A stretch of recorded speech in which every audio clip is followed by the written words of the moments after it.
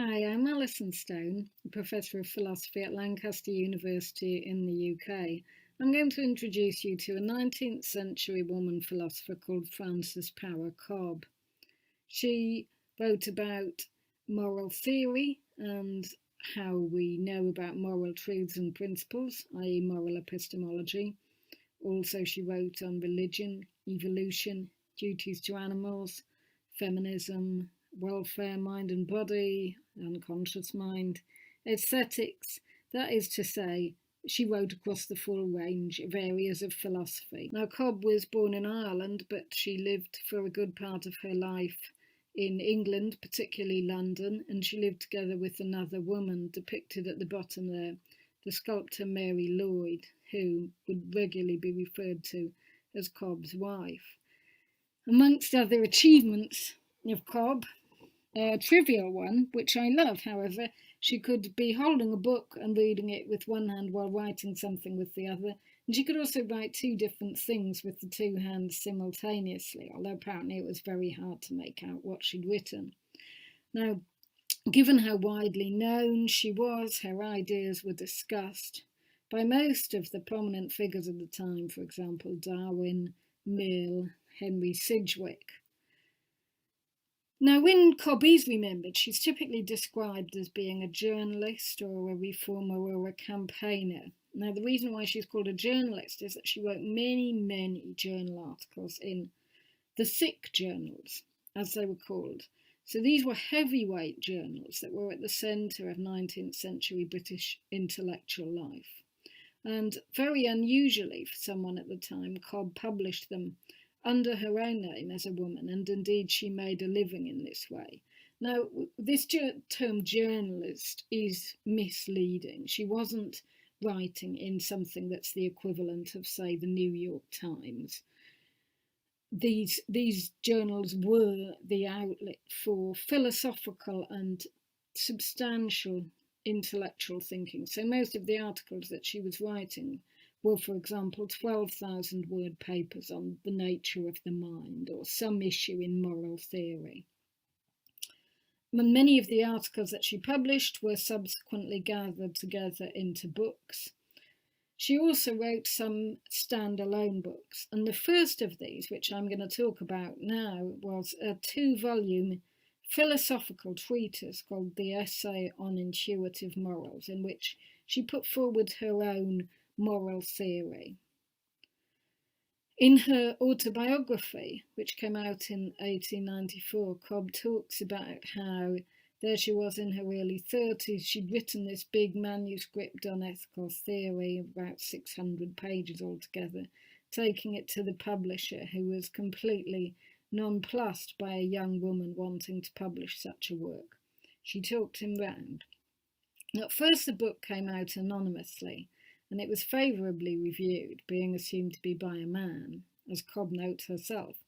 But her identity got out, and the criticisms got sharper. But nonetheless, on the whole, the assessment was still very favourable. Her reputation was becoming made, and by 1864 the book was able to be reissued under her own name. So she was now able to publish things as Cobbe. Everyone wanted to hear what Cobbe had to say. In terms of her arguments in Intuitive Morals, she constructs her ethical theory starting out from the concept of duty. And a duty, she says, is something one is obliged to do or refrain from doing. Uncontroversial, you might think. Anything that is a duty, she then says, is obligatory for all rational agents, i.e., all who are able both to grasp what is obligatory and do it because it's obligatory. She also continues, a duty is the same as an imperative or a law.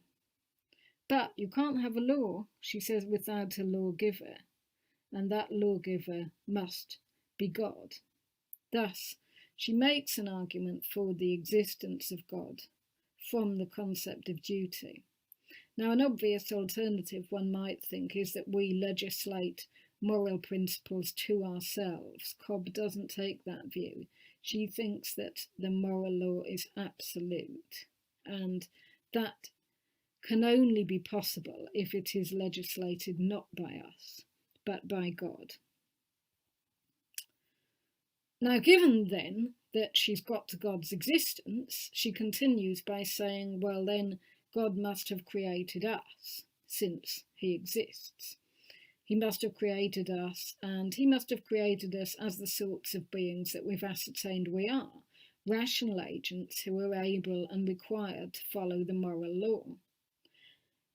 But, she says, clearly God has also created us finite embodied beings, and we're always liable to be pulled to do what we personally are interested in doing at some time, rather than to follow the moral law. We're tempted to put ourselves first. Why would God make us that way? Well, Cobbe says because it's the necessary condition of our being able to freely choose to obey the moral law, to put the demands made by the moral law above our immediate self-interest. So, she says, God's created us as rational agents who are capable of embodying virtue, where somebody embodies virtue just when they follow the moral law for its own sake. God's created us this way, and yet there's suffering all around, and there's moral imperfection and wrongdoing all around. How can we reconcile this with God's existence? She says there must be an afterlife in which our souls continue to develop morally until we reach an ultimate equilibrium where virtue and happiness are matched. So Cobbe says we must be immortal, we must have immortal souls if morality is to be possible, and she calls this the moral argument for immortality. We must be immortal in order to be able to make moral progress beyond the imperfections of this world, and if we weren't immortal, then the whole point of morality would be thrown into question for us.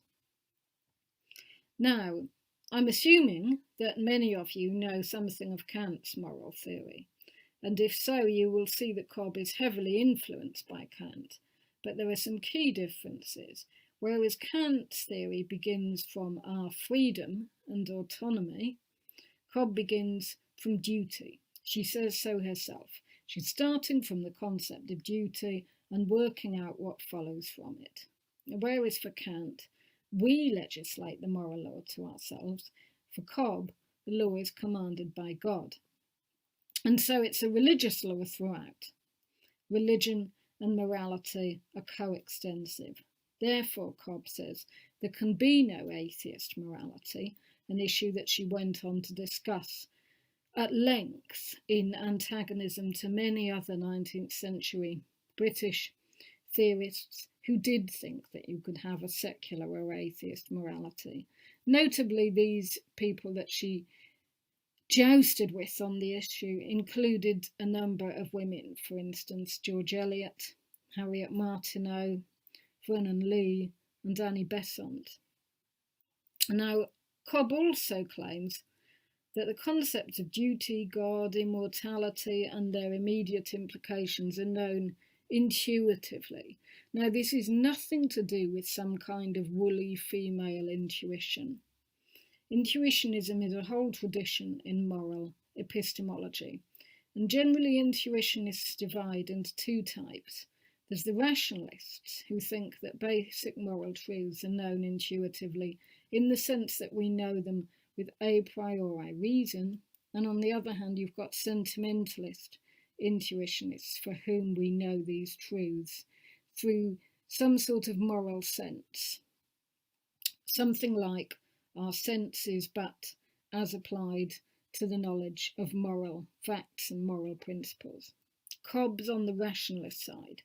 She thinks that duties are laws binding on all rational agents, is intuitive, in that we immediately grasp that it follows directly from the concept of duty.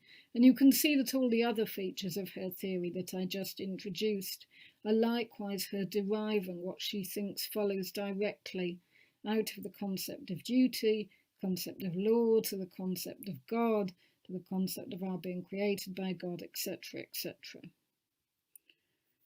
Now, afterwards, I mentioned the range of Cobbe's work earlier. After writing the theory on intuitive morals, she turned to write about many further issues. So I noted earlier on, for instance, unconscious mind. Vivisection and animal welfare became a particular concern for her, and she gave an early philosophical, systematic account of what moral obligations we have to animals. She also wrote extensively about women's rights and feminism, again on a philosophical basis. Indeed, she described herself as being the philosopher of the women's movement in Britain. And she also wrote about welfare, poverty, and the need for social reform to address these problems.